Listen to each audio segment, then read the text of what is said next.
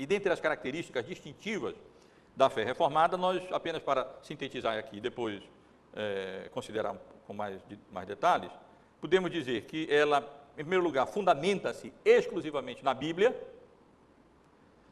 que ela se centraliza na pessoa e obra de Deus, que a fé reformada considera seriamente a revelação bíblica acerca do homem,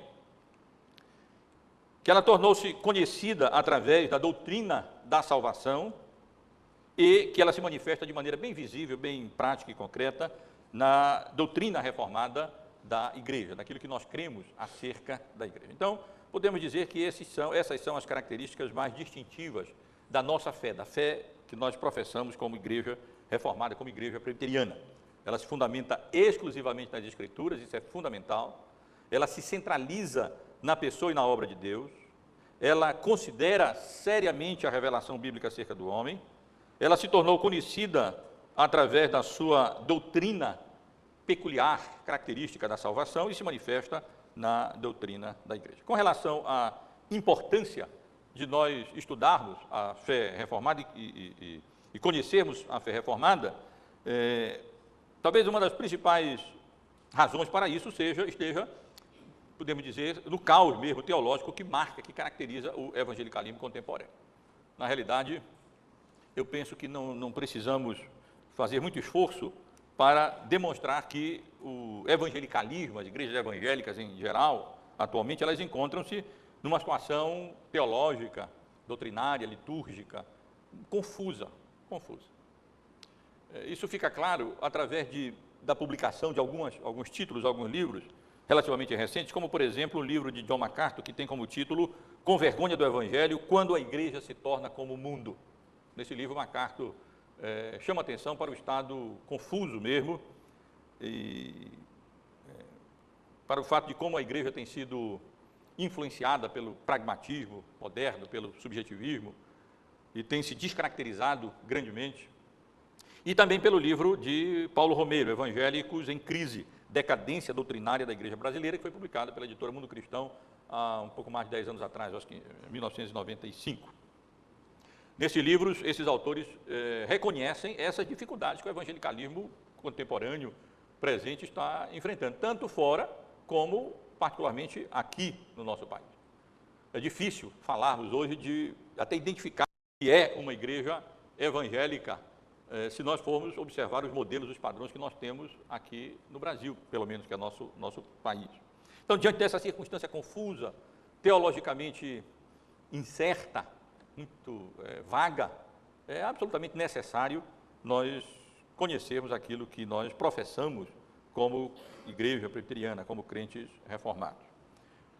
Estudar esse assunto é importante também por causa da timidez das igrejas protestantes de origem reformada diante do avanço das denominações pentecostais. Desde o início do século passado, com o fenômeno do pentecostalismo, especialmente no Brasil, nós temos percebido que o crescimento das igrejas evangélicas pentecostais tem feito com que algumas igrejas mais tradicionais, elas ficassem tímidas e começassem a, intencionalmente ou não, absorver doutrinas e práticas eclesiásticas e litúrgicas dessas denominações pentecostais, desse movimento pentecostal, talvez num afã de crescer e de competir, ou de ser, entre aspas, bem-sucedidos numericamente, e então temos visto isso acontecer. E muitas vezes igrejas de confissão reformada acabam se descaracterizando teologicamente, liturgicamente,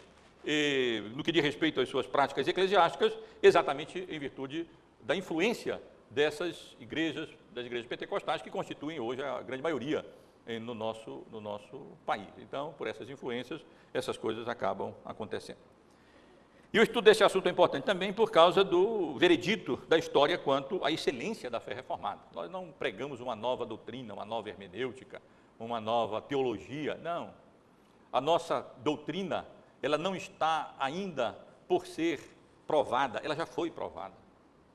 Ela já foi provada e historicamente aprovada no decurso dos séculos, esses séculos todos, desde a Reforma até aqui. E a influência da nossa das nossas doutrinas, daquilo que nós cremos, da nossa fé, na vida, na sociedade dos países em que ela, de fato, predominou, foi inquestionavelmente marcante, pelo menos enquanto durou. Hoje, em alguns desses países que foram profundamente afetados e grandemente, largamente beneficiados pela fé reformada, eles já se distanciaram da Bíblia, se distanciaram das Escrituras e não experimentam mais as bênçãos que experimentaram no passado. Mas eu chamo a atenção para isso, meus irmãos. Nós não professamos uma fé inventada ontem por fulano de tal, que saiu de uma igreja tal, e então começou uma nova congregação e aí estabeleceu algumas ideias da sua cabeça. Não, nós não fazemos isso. O que nós professamos é a fé restaurada pelos reformadores no século XVI, conforme o modelo bíblico, e que nos foi legada nos nossos símbolos de fé presbiterianos, a nossa confissão de fé, o nosso catecismo maior, o nosso breve catecismo, que sintetizam esses esboços, como esboços assim, da nossa teologia, da nossa liturgia, das nossas práticas eclesiásticas. E é muito bom e confortável, e confortante mesmo saber que nós não estamos nos lançando em nenhuma aventura, não é? Nós não estamos aqui inventando absolutamente nada, nós estamos apenas dando continuidade a uma doutrina, uma teologia, professando uma doutrina e uma teologia que já foi historicamente confirmada e provada, já disse a que veio, já produziu frutos inegáveis, não apenas no que diz respeito ao âmbito religioso, mas na sociedade em termos gerais. Não tenho tempo para tratar desses benefícios todos. Temos tido a oportunidade de considerar esses benefícios através de leitura de alguns livros que temos feito na reunião de sábado, os irmãos ainda devem lembrar. Mas, por essas razões, é importante nós considerarmos essa síntese, esse resumo da nossa fé, especialmente para aqueles que estão chegando ou estão há pouco tempo no nosso meio.